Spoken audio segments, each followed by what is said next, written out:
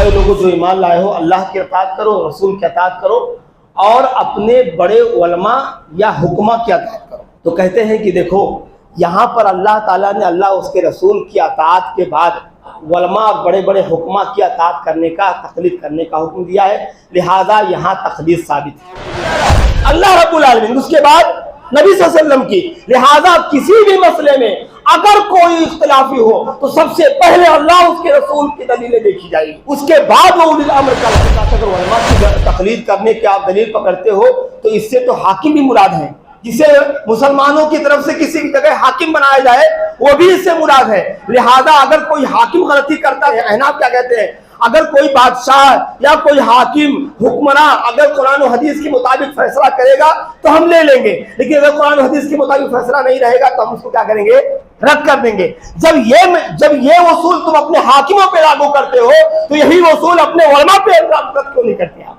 آپ علماء کے بارے میں کیوں نہیں کہتے کہ جب ہمارے عالم کوئی ایسی بات کہیں گے قرآن و حدیث کے مطابق تو لیں گے، قرآن و حدیث کے مطابق نہیں تو اسے رد کر دیں گے۔ یہ بات آپ نے اپنے مفتیان علماء کے خلاف کیوں نہیں کہتے آپ؟ اے لوگوں، اہل علم سے پوچھو اگر تم نہیں جانتے تو کیا مثال دیتے ہیں آج؟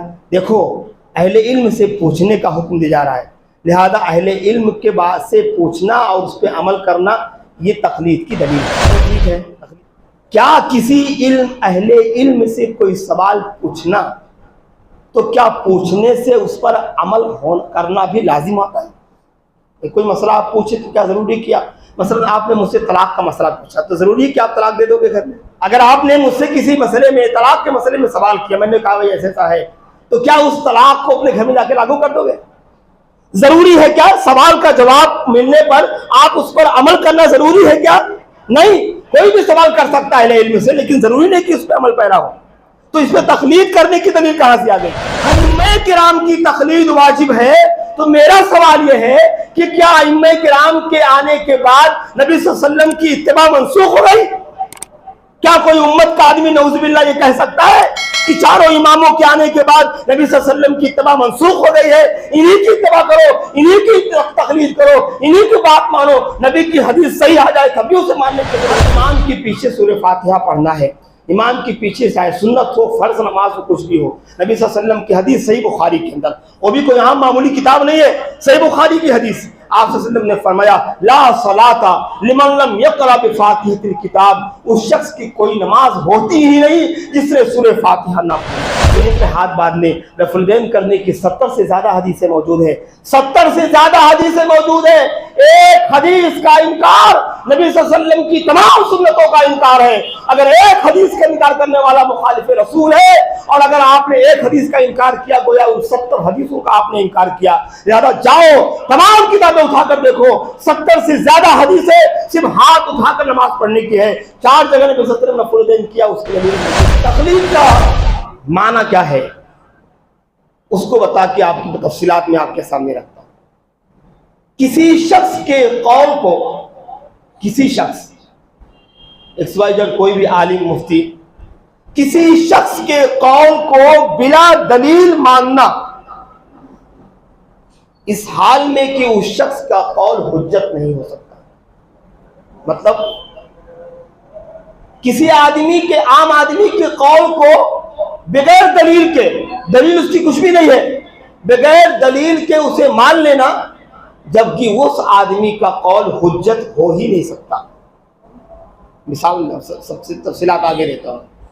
اس تعریف میں 2 باتیں سامنے آتی ہیں۔ ایک یہ، اللہ اور اس کے رسول صلی اللہ علیہ وسلم کے علاوہ کسی کی بات ماننا، کیونکہ کسی شخص کی بات ماننا بغیر دلیل کے تو آپ صلی اللہ علیہ وسلم، اللہ اس کے رسول نکل گئے۔ دوسرا اس دلیل، اس قول پر کوئی دلیل پیش نہ کرنا، یہ 2 باتیں، یہ تقلید ہے۔ اب تقلید کی 2 صورتیں ہیں، بہت غور سے سنیے گا، بہت خاص طور پہ جو ہے آپ کے ذہنوں میں بٹھانا چاہتا ہوں۔ تقلید کی 2 صورتیں ہیں۔ ایک تقلید ہے اندھی تقلید، ایک شخص کسی مسئلے میں حرام کا فتویٰ دیتا ہے، یہ حرام ہے، اور کسی مسئلے میں کسی چیز کو وہ حلال کہہ دیتا ہے، جبکہ شریعت میں اس کے مخالف الٹ ہے۔ جس چیز کو اس مفتی نے حرام کہا ہے شریعت میں وہ حلال ہے، اور جس کو اس نے حلال کہا ہے شریعت میں وہ حرام ہے۔ اب امت کا ایک آدمی اپنا بڑا سمجھ کر اس کے حلال کیے ہوئے چیز کو حلال سمجھتا ہے اور اس کی حرام کیے ہوئے چیز کو حرام سمجھتا ہے، جبکہ شریعت ان کے خلاف میں ہے۔ وہ شریعت کی مخالفت کرتے ہوئے حرام کو حلال کہہ رہا ہے اور حلال کو حرام کہہ رہا ہے، اور امت کا ایک آدمی کہہ کے کہ میرا امام، میرا عالم، میرا مفتی ہے لہذا میں اس کی تقلید کرتے ہوئے حرام کو حلال سمجھتا ہوں، حلال کو حلال سمجھتا ہوں، اور شریعت کی مخالفت کرتے ہوئے اس کی بات تسلیم کرتا ہے، ایسا شخص بالاتفاق علماء کے نزدیک کافر ہے۔ بہت غور سے سنیے، بالاتفاق ایسا شخص کیا ہے؟ کافر ہے، جس نے شریعت میں حلال و حرام کی دلیل ہونے کے باوجود وہ کسی کی تقلید میں حرام سمجھتا ہے یا حلال سمجھتا ہے۔ اس کو کہتے ہیں اندھی تقلید۔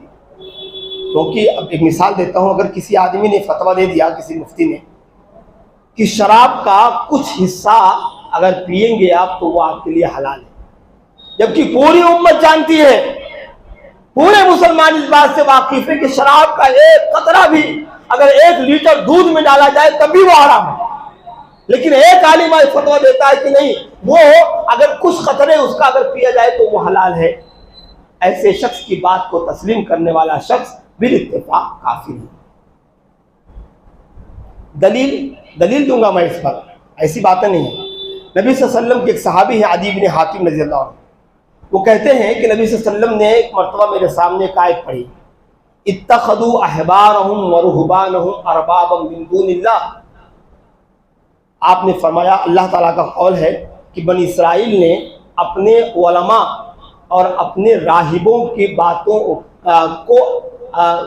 کی عبادت کی، ان کو رب بنا لیا۔ حضرت عدی بن حاتم چونکہ یہودی سے تھے، ادھر سے آئے ہوئے تھے، تو آپ نے پوچھا اللہ کے رسول، ہم لوگوں نے تو کبھی اپنے علماء کو رب نہیں بنایا۔ سنو میری بات، ہم لوگوں نے کبھی اپنے علماء کو رب نہیں بنایا، ہم تو اللہ تعالیٰ کی بات کرتے چلے آئے اور اب اسلام میں میں داخل ہو گیا ہوں۔ آپ نے فرمایا، کیا جب تمہارے علماء کسی چیز کو حرام ٹھہراتے تھے تم حرام نہیں سمجھتے تھے؟ کیا تمہارے علماء جب کسی چیز کو حلال ٹھہراتے تھے تو تم اسے حلال نہیں سمجھتے تھے؟ قال بلا، کہنے لگے اللہ کے رسول ہاں کیوں نہیں۔ آپ نے فرمایا فتلک عبادتہم، یہ انہی لوگوں کی عبادت ہے۔ علماء حرام کر دے حرام مان لو، علماء حلال کر دے حلال مان لو، یہ ان کو رب بنانا ہوا، اور یہی تقلید ہے، زیادہ تقلید کی گنجائش نہیں۔ پہلی۔ دوسری تقلید، دوسری تعریف اس میں راجح مرجوح، جیسے کوئی مسئلہ ہے، ایک مسئلے میں دلیل مضبوط ہے، دوسرے مسئلے میں دلیل کمزور ہے، تو مضبوط کی جو دلیل ہے راویوں کے اعتبار سے اسے لیا جائے، اور جو مرجوح ہے، جو کمزور دلیلیں ہیں، اس کو چھوڑ دیا جائے۔ کوئی آدمی کسی مفتیان، کسی عالم کے قول کو اس طور سے لیتا ہے کہ راجح مرجوح ہے، لیکن جو سب سے مضبوط دلیلیں ہیں اس کو چھوڑ کر آدمی ان دلیلوں کو اپنے امام کی تقلید کرتے ہوئے پکڑتا ہے، جبکہ قرآن و حدیث کے مطابق اس میں دلیل موجود ہے، لیکن اپنے امام اور اپنے مسلک کے اعتبار سے اپنے امام کی بات لیتا ہے، جبکہ امام کے بات کی دلیلیں کمزور ہے۔ ایسا شخص سخت گنہگار ہے۔ جس نے قرآن و حدیث کے سامنے ہوتے ہوئے بھی کسی راجح قول کو چھوڑ کر مرجوح قول کو لیا ہے، ایسا شخص گنہگار ہے۔ اور تقلید نہ کرنے پر اجماع ہے جناب۔ اجماع کیا کہتے ہیں؟ علماء کرام کا اتفاق۔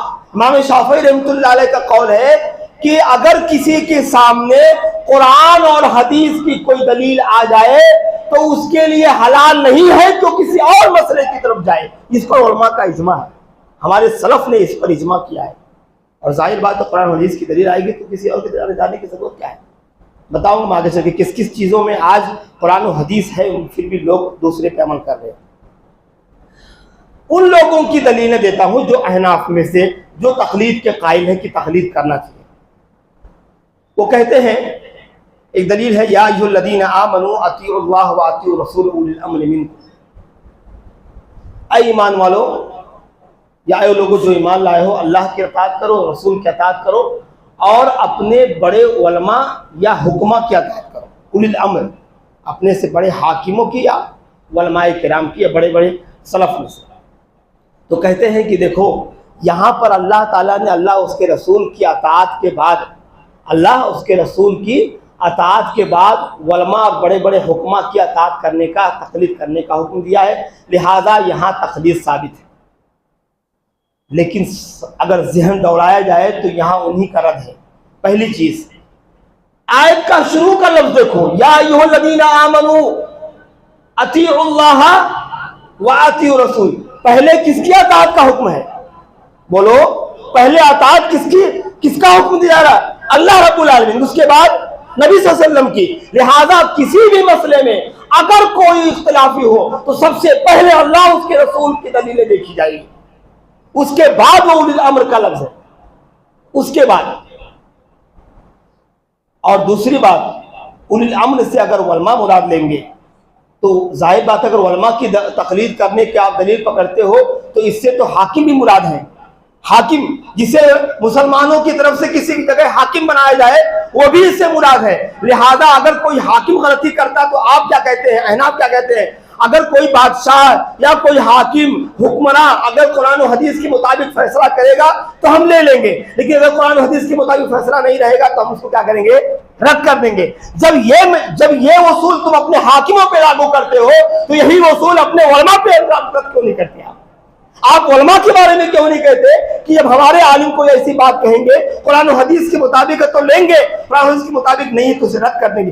یہ بات آپ نے اپنے مفتیان علماء کے خلاف کیوں نہیں کہتے آپ؟ تیسری دلیل اولی الامر منکم کے آگے ہے، دیکھو فَإِن تَنَازَعْتُمْ فِي شَيْءٍ، اگر تمہارے درمیان کسی چیز میں اختلاف ہو جائے فَرُدُّوهُ إِلَى اللَّهِ وَالرَّسُولِ، تو اسے اللہ اس کے رسول کی طرف لوٹا دے۔ اگر تقلید واجب ہوتا اس آیت کریمہ سے تو اللہ تبارک و تعالیٰ اور اللہ اس کے رسول کی طرف لوٹانے کا حکم نہیں دیتا۔ دوسری بات معلوم ہوئی، اگر کسی مسئلے میں اتفاق ہے، قرآن و حدیث کے مسائل اگر قرآن و حدیث کی دلائل موجود ہے تو اس پہ عمل پیرا ہونا ہر ایک کے لیے واجب ہے۔ لیکن اگر کسی مسئلے میں اختلاف ہو جائے، دو گروہیں بن جائے، دو جماعتیں، تین جماعتیں، چار جماعتیں بن جائے، تو اللہ کا حکم ہے، قرآن کی آیت ہے سورہ نساء 5واں پارہ، فردوہ، اسے لوٹا دو۔ کہاں لوٹا دو؟ اللہ اس کے رسول کی طرف۔ پھر ہمارے مسئلے میں اختلاف ہے تو ہم کیوں بھاگتے ہیں ائمہ کرام کی طرف؟ کیوں بھاگتے ہیں؟ دلیل بتاتا ہوں میں آپ کو۔ اور ایک تعریف کی بھی کی گئی ہے تقلید کی، غیر منصوصہ متعارضہ میں تقلید کی جاتی ہے، یعنی ایسا مسئلہ جس میں لفظ نہ ہو، قرآن و حدیث کی روشنی میں کوئی دلیل نہ ہو اور اس میں اختلاف ہو تو اس میں تقلید کی جاتی ہے۔ اس اعتبار سے بھی دیکھا جائے تو آج کے احناف اور آج کے وہ لوگ جو خود کو اتباع سنت کا دعویٰ ٹھوکتے ہیں، ایسے کئی سارے مسائل میں جو نص موجود ہے تب بھی وہ اپنے ائمہ کی تقلید نہیں چھوڑتے۔ مثالیں دیتا ہوں میں آپ کو، جیسا کہ اس میں کہا گیا ہے اختلاف ہو تو اللہ اس کے رسول کی طرف لوٹا دو۔ کون ہے جو آج اس وقت روئے زمین پر سینہ ٹھوک کر یہ کہے کہ کسی مسئلے میں اگر اختلاف ہے، اللہ کی قسم سب سے پہلے اللہ کا کلام لاؤ، نبی کا فرمان لاؤ، صحابہ کا اقوال لاؤ، میرا سر تسلیم خم ہے؟ کون ہے اسی جماعت؟ وہ جماعت صرف جماعت اہل حدیث ہے اس زمین پر۔ اور مثال دیتا ہوں، نبی صلی اللہ علیہ وسلم نے فرمایا سورۃ الفاتحہ، ہر امام کے پیچھے سورہ فاتحہ پڑھنا ہے، امام کے پیچھے چاہے سنت ہو، فرض نماز ہو، کچھ بھی ہو۔ نبی صلی اللہ علیہ وسلم کی حدیث صحیح بخاری کے اندر، وہ بھی کوئی عام معمولی کتاب نہیں ہے، صحیح بخاری کی حدیث، آپ صلی اللہ علیہ وسلم نے فرمایا لا صلاۃ لمن لم یقرأ بفاتحۃ الکتاب، اس شخص کی کوئی نماز ہوتی ہی نہیں جس نے سورہ فاتحہ نہ پڑھی۔ صحیح بخاری میں ہے۔ صحیح بخاری کی صحیح حدیث کو سامنے رکھتے ہوئے میرے بھائی، آپ صحیح حدیث کا انکار کر کے ایک امام صاحب کی تقلید کرتے ہوئے یہ کہتے ہو کہ ہمارے امام کے پیچھے سورہ فاتحہ پڑھنے کی کوئی ضرورت نہیں ہے، امام پڑھ لے تو کافی ہے، تمہیں امام کے پیچھے سورہ فاتحہ پڑھنے کی ضرورت نہیں۔ دلیل موجود ہے نا؟ کیا کہا گیا کہ اختلاف ہو تو لوٹا دو اللہ کی کتاب کی طرف، نبی کی حدیث کی طرف۔ نبی کی حدیث کی دلیل ہے نا بھائی، تو پھر آپ اسے چھوڑ کر کہاں بھاگے جا رہے ہو؟ دوسری دلیل، نبی صلی اللہ علیہ وسلم نے فرمایا جب تمہارے آمین کی آواز فرشتے کی آمین کی آواز سے مل جائے تو تمہارے گناہ معاف کر دیے جاتے ہیں۔ ایک حدیث میں ایک صحابی ہے، ایک صحابی کا قول ہے کہ میں نبی صلی اللہ علیہ وسلم کے انتقال کے کئی سال کے بعد مدینہ آیا، مسجد نبی میں نے نماز پڑھی، میں نے دیکھا کہ لوگ اس قدر زور سے آمین کہے کہ پوری مسجد نبوی گونج گئی۔ نبی صلی اللہ علیہ وسلم کی حدیث موجود ہے، ہاں اختلاف ہے، تم اختلاف کر سکتے ہو، آمین بالجہر آمین زور سے کہنے کی، ہاں چلو میں اور آپ بیٹھتے ہیں مل کر، لیکن آپ اس پر بضد کیوں ہیں کہ ہمارے امام صاحب کی تقلید کرنا ہی ہے، جبکہ صحیح حدیث موجود ہے کہ آمین زور سے کہی جائے، جب تمہارے آمین کی آواز فرشتوں کی آمین کی آواز سے مل جائے تمہارے گناہ معاف ہو جاتے ہیں، پھر آپ دوسروں کی باتوں کو تقلید کرتے ہوئے کیوں انجام دیں؟ تیسری مثال، رمضان المبارک کے مہینے میں افطار تاخیر سے کی جاتی ہے، برابر 5 منٹ لیٹ سے کرتے ہیں، کون سی دلیل ہے؟ نہیں ہمارے فقہ کی کتابوں میں لکھا ہے کہ جو ہے اس سے 5 منٹ 6 منٹ تاخیر سے کی جائے۔ فقہ بعد میں آئی کہ حدیث پہلے آئی؟ کس چیز کو پہلے لایا گیا؟ حدیث سے پہلے آئی، فقہ بعد میں آئی۔ نبی صلی اللہ علیہ وسلم نے فرمایا فطرت الناس، لوگ اس وقت تک بھلائی میں رہیں گے ما عجل الفطرہ، جب تک کہ افطار میں جلدی کرتے رہیں گے۔ آپ صلی اللہ علیہ وسلم کی حدیث ہے، حدیث سامنے رکھتے ہوئے ہم کسی اور کی تقلید میں صحیح حدیث کو ٹھکرا دیں اور ہم اپنے آپ کو اتباع رسول کہیں، یہ تقلید ہے، لہذا اس کی کوئی گنجائش نہیں ہے۔ ایسی بہت ساری مثالیں ہیں۔ جنازے کی نماز میں سورہ فاتحہ کوئی بھی نہیں پڑھتا، سورہ فاتحہ کے بغیر کوئی نماز نہیں ہوتی۔ سینے پہ ہاتھ باندھنے، رفع الدین کرنے کی 70 سے زیادہ حدیثیں موجود ہیں، 70 سے زیادہ حدیثیں موجود ہیں۔ ایک حدیث کا انکار نبی صلی اللہ علیہ وسلم کی تمام سنتوں کا انکار ہے۔ اگر ایک حدیث کا انکار کرنے والا مخالف رسول ہے، اور اگر آپ نے ایک حدیث کا انکار کیا گویا ان 70 حدیثوں کا آپ نے انکار کیا۔ لہذا جاؤ تمام کتابیں اٹھا کر دیکھو، 70 سے زیادہ حدیثیں صرف ہاتھ اٹھا کر نماز پڑھنے کی ہے۔ 4 جگہ نبی صلی اللہ علیہ وسلم نے رفع الدین کیا، اس کی دلیل موجود ہے، پھر آپ کیوں بھاگ رہے ہو؟ چلو دوسری مثال دیتا ہوں میں، یاد رکھیے تمام دلیلیں موجود ہیں، پھر بھی کہتے ہیں اہل حدیث والے ایسے۔ بھائی ہم حق بیان کرتے، آؤ سننا ہے تو سنو، اور جو حق ہے وہی بات آپ کی گوشے گزار کی جائے گی۔ دوسری دلیل دی جاتی ہے، معلوم کیا؟ فاسألوا اہل الذکر ان کنتم لا تعلمون، اے لوگو اہل علم سے پوچھو اگر تم نہیں جانتے ہو۔ تو کیا مثال دیتے ہیں؟ دیکھو اہل علم سے پوچھنے کا حکم دیا جا رہا ہے، لہذا اہل علم کے بعد سے پوچھنا اور اس پہ عمل کرنا یہ تقلید کی دلیل ہے، تقلید کی دلیل۔ چلو ٹھیک ہے، کیا کسی اہل علم سے کوئی سوال پوچھنا تو کیا پوچھنے سے اس پر عمل کرنا بھی لازم ہوتا ہے؟ کوئی مسئلہ آپ پوچھے تو کیا ضروری کیا؟ مثلا آپ نے مجھ سے طلاق کا مسئلہ پوچھا تو ضروری ہے کہ آپ طلاق دے دو گے گھر میں؟ اگر آپ نے مجھ سے کسی مسئلے میں، طلاق کے مسئلے میں سوال کیا، میں نے کہا بھائی ایسا ہے، تو کیا اس طلاق کو اپنے گھر میں جا کے لاگو کر دو گے؟ ضروری ہے کیا سوال کا جواب ملنے پر آپ اس پر عمل کرنا ضروری ہے کیا؟ نہیں، کوئی بھی سوال کر سکتا ہے علم سے، لیکن ضروری نہیں کہ اس پہ عمل پیرا ہو۔ تو اس پہ تقلید کرنے کی دلیل کہاں سے آ گئی؟ دوسری بات، اگر سوال کرنے پر تقلید واجب ہوتی تو اللہ تبارک و تعالیٰ نے نبی صلی اللہ علیہ وسلم کو فرمایا یسألونک عن الروح، اے نبی یہودی آپ سے روح کے بارے میں پوچھتے ہیں، قل الروح من امر ربی، تو اے نبی کہہ دو کہ روح من رب کی طرف سے ہے۔ اب اس دلیل کو سامنے رکھ کر کیا یہ کہہ سکتے ہیں کہ یہودیوں نے نبی صلی اللہ علیہ وسلم کی تقلید کی؟ وہ تو سخت دشمن تھے۔ اور ہاں اگر سوال کرنے پر تقلید واجب ہوتی، بات سمجھتے جاؤ، اگر سوال کرنے پر کسی علماء کے سوال کرنے پر تقلید واجب ہوتی تو اللہ تعالیٰ یہ نہیں کہتا قل بنی اسرائیل، اے نبی بنی اسرائیل کے علماء سے پوچھو۔ تو کیا نبی صلی اللہ علیہ وسلم نعوذ باللہ کوئی مسلمان کہہ سکتا کہ نبی صلی اللہ علیہ وسلم نے بنی اسرائیل کی تقلید کی؟ اے نبی بنی اسرائیل سے پوچھو، قل بنی اسرائیل، نبی صلی اللہ علیہ وسلم بنی اسرائیل سے سوال کرو، ان سے پوچھو۔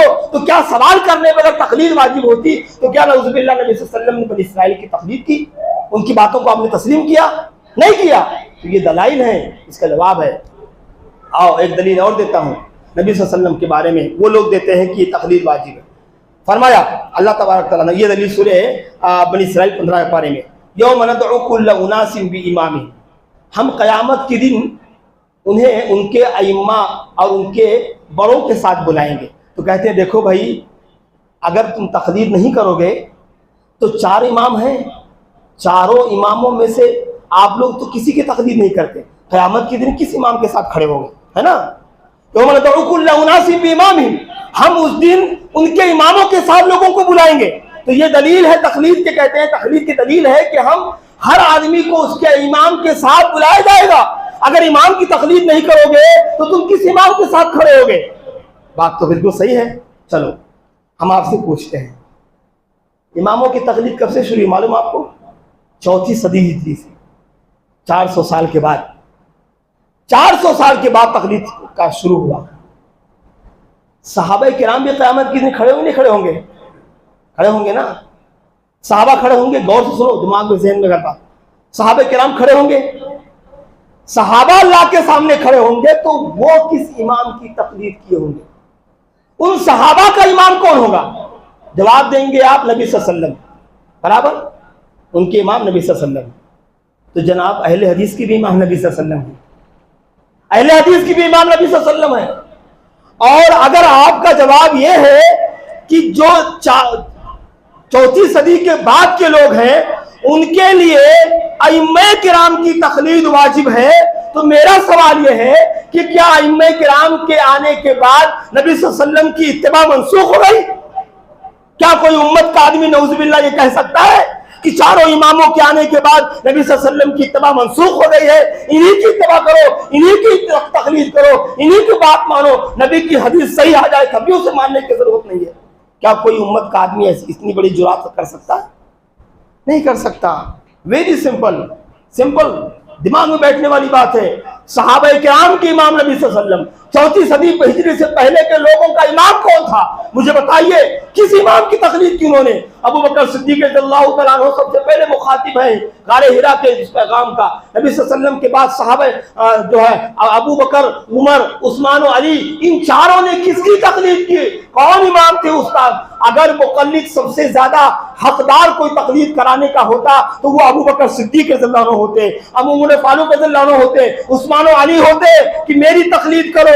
لیکن جب ان کے سامنے قرآن و حدیث کی بات آتی تھی فوراً رجوع کرتے تھے، اپنی رائے سے بھی رجوع کر لیتے تھے کہ نہیں میری رائے کوئی معنی نہیں رکھتا۔ ایک عورت نے پکڑ لیا مدینہ میں، کہا عمر مہر کی مقدار کو طے کرنے والا تو کون ہوتا ہے؟ نبی صلی اللہ علیہ وسلم نے تو کوئی حدیث بیان نہیں فرمائی کہ لڑکی کے مہر کی مقدار اتنا ہی رکھو۔ اے عمر تیرے اندر جرات کہاں سے آئی کہ تو مہر کی مقدار متعین کر رہا ہے؟ تو عمر نے آنکھیں جھکا لی، کہا بڑھیا اماں جاؤ، واقعی میں نے مصلحت کے طور پہ یہ کام کیا تھا، لیکن واقعی میرے پاس کوئی دلیل نہیں ہے، میں اس کی اپنی رائے سے رجوع کرتا ہوں۔ بے شمار ایسی دلیلیں موجود ہیں، لہذا اور بھی کچھ باتیں انشاءاللہ آئیں گی۔ یاد رکھیے اسلام میں صرف اور قرآن و حدیث، اس کے علاوہ کچھ نہیں۔ اور میں بتاؤں گا انشاءاللہ آگے ایک اور جمعہ میں کہ تقلید حرام اگر ہے تو اللہ تبارک و تعالیٰ نے کتنی واضح حدیثیں، واضح آیتیں اتاری، نبی صلی اللہ علیہ وسلم نے حدیثیں اتاری۔ لہذا میرے بھائی سب کے لیے دعوت یہ ہے کہ سب سے پہلے آپ کے سامنے اگر قرآن و حدیث کی دلیل آ جائے تو تمام لوگوں کے قول ایک طرف، ہر امام نے بات اپنے ہی کہہ کے دامن چھاٹ لیا ہے۔ امام ابو حنیفہ رحمۃ اللہ علیہ، اللہ ان کی قبر کو نور سے بھر دے، بہت فقیہ، بہت بڑے فقیہ اور ائمہ اہل حدیث کے سلف میں سے جتنی توقیر امام ابو حنیفہ رحمۃ اللہ علیہ کی ہم کرتے ہیں شاید کسی کی ہو، کیونکہ انہوں نے فقہ کی بہت ساری باتیں امت تک پہنچائی ہیں، یقیناً پہنچائی ہے، لیکن وہ انتقال سے پہلے آپ نے اپنے شاگردوں کو کہہ دیا تھا اذا صح الحدیث فہو مذہبی، اے میرے شاگردوں جب کوئی مسئلے میں میرے مسئلے میں نبی صلی اللہ علیہ وسلم کی حدیث آ جائے تو میرے مسئلے کو دیوار پہ مار دینا، نبی کی حدیث تسلیم کرو، یہ تمہارا ہی میرا مذہب ہے، یہی تم پر عمل کرو۔ آج صحیح حدیث ہونے کے باوجود امام صاحب کی تقلید کی جاتی ہے، ان کی بات مانی جاتی ہے، یہ کہاں تک دین ہے اور کہاں تک اسلام ہے؟ اللہ سے دعا ہے کہ بارے الہ ہم تمام مسلمانوں کو صحیح طور پر اسلام کے منہج پر اور اسلام کے صحیح طریقے پہ چلنے کی توفیق عطا فرمائے۔